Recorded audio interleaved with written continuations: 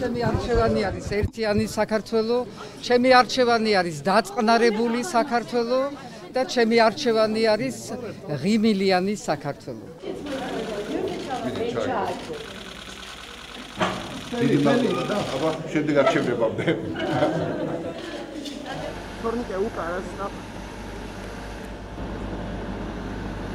პრეზიდენტო არჩევნები ფაქტიურად გადაიქცა რეფერენდუმად იმაზე, რა მომავალი ელის საქართველოს.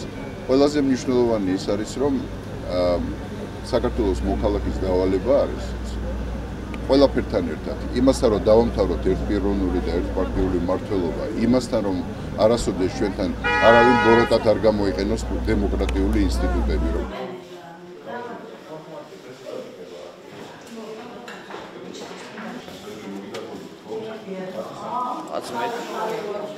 რომ დარწმუნდეთ.